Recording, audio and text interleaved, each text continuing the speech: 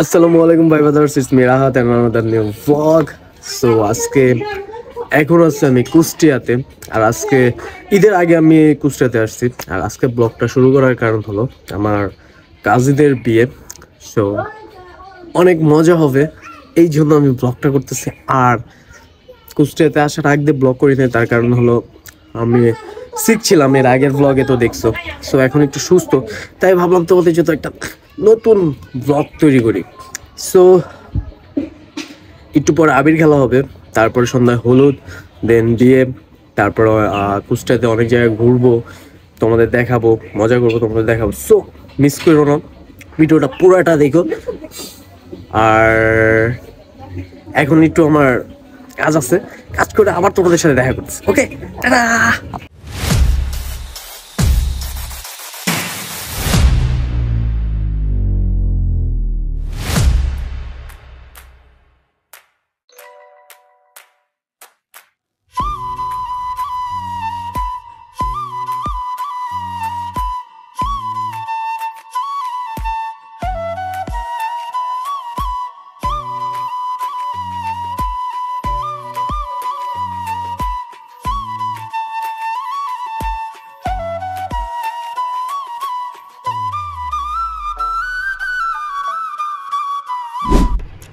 রং মং খেলে পুরো অবস্থা কাহিল হয়ে গেছে, মাত্র গোসল করে এসে শুলাম। এরপর কত কিছু যে হবে,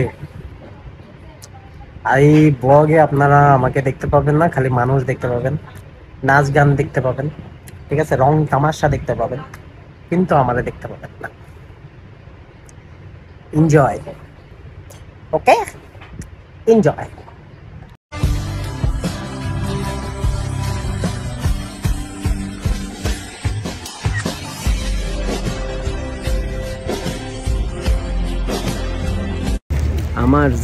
আমার জীবনটা আর কিছু বলার নেই, সত্যি আর কিছু বলার নেই, এভাবেই দেখতে হবে। ভাবছিলাম এই রে বউ নিয়ে থাকবে, আর হলো না। ভাইয়ের বউয়ের ছবি তুলতেছে, ভাই ছবি তুলতেছে, এটা দেখতে হইতেছে। এই জীবন শেষ ভাই, শেষ।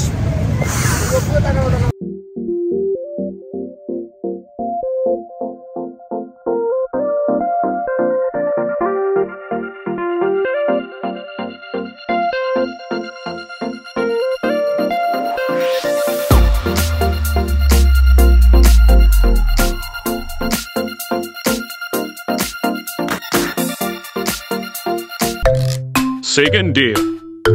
ভাবতেছেন ফার্স্ট ডেতে কি করলাম, এত তাড়াতাড়ি চলে গেল। ফার্স্ট ডেতে হলুদের প্রোগ্রাম নিয়ে প্রচুর বিজি ছিলাম, যতটুকু পারছি আপনাদের দেখাইছি।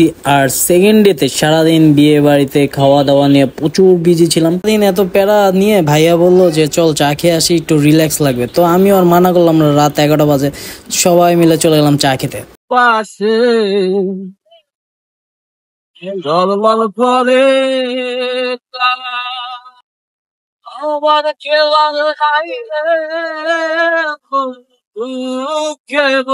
তুমি সারা।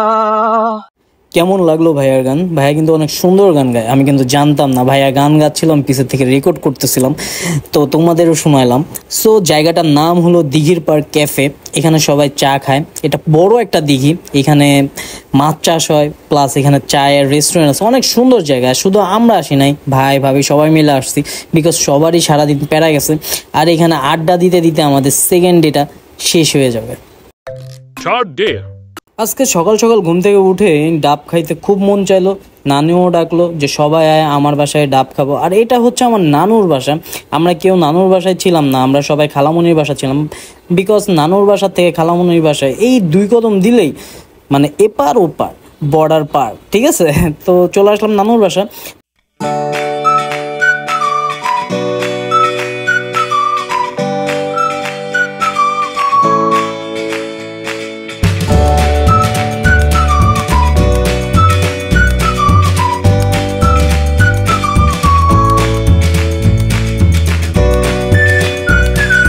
নানুর বাসা থেকে যখন ডাব খেয়ে খালামণিদের বাসায় আসলাম, বললাম না যে 2 মিনিটের পথ, এসে দেখি কুলফি মালায় চলে আসছে, কুষ্টিয়ার বিখ্যাত কুলফি মালা।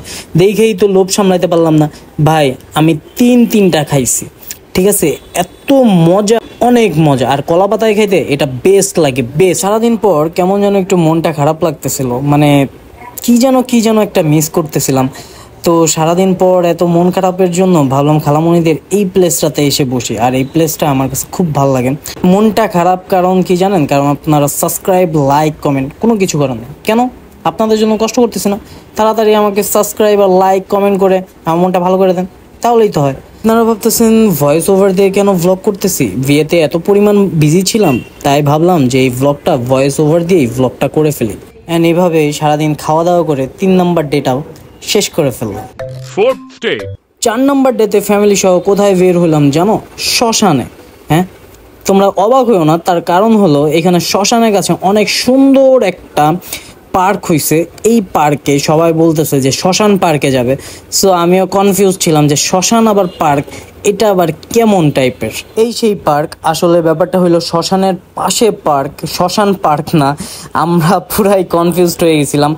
আর এই পার্কে ঢুকতে বলে 20 টাকা এন্ট্রি ফি দেওয়া লাগে। বাট পার্কের ভিতরে আমার আহামরি কিছুই ছিল না, জাস্ট ফুল গাছ কিছু লাগানো ছিল, বাচ্চারা একটু খেলতেছিল। এই পার্কে বলে ঢুকতে 20 টাকা দেওয়া লাগে, এটা কোনো কথা? পার্কের অপোজিট সাইডেই ছিল একটা বালুর মাঠ। বালুর মাঠ বললে ভুল হবে, এটা একটা নদীর শাখা, আর এই নদীটা শুকায় যাওয়াতে বালুর মাঠ বের হয়ে আছে। তো আমরা ভাবলাম যে ওইখানে 20 টাকা না দিয়ে আমরা এইখানে এসে হাঁটাহাঁটি করি, এর থেকে ভালো হবে। একটু সুন্দর প্রাকৃতিক দৃশ্যও দেখতে পারবো, আর সুন্দর একটা নদীও দেখতে পারবো, উপভোগ করতে পারবো। ওইখানে আমাদের টাকা দিয়ে কোনো লাভ নাই। ওইখান থেকে আমাদের চলে যাওয়ার কথা ছিল লালনে, বাট লালন নিয়ে আমি এর আগে একটা ভ্লগ করছি, অ্যান্ড আমার ইউটিউব চ্যানেলেও আছে, আপনারা দেখতে পারেন। তো আর ওইখানে না যে অনেকবার গেছি, এই জন্য চলে আসলাম কুষ্টিয়ার বিখ্যাত মালাই চা আর পুরা রুটি খাইতে বাগানবাড়ি। আর বাগানবাড়িটা এত সুন্দর সাজানো, এটা একটা গ্রামের মধ্যে ফুলভাবে সাজানো হয়েছে বাগানবাড়িটা। এত পরিমাণ মানুষ যে চায়ের অর্ডার নিতে নিতে অনেক লেট হয়ে যায়। সো এই যে চা চলে আসছে, এখন আমরা চাটা খেয়ে এখান থেকে বের হয়ে যাবো। শেষে বের হয়ে গেলাম চা আর পুরা রুটি খেয়ে। কেমন লাগলো 4 দিনের কুষ্টিয়ার ভ্লগ? সবাই লাইক, কমেন্ট অ্যান্ড সাবস্ক্রাইব করে জানাবেন।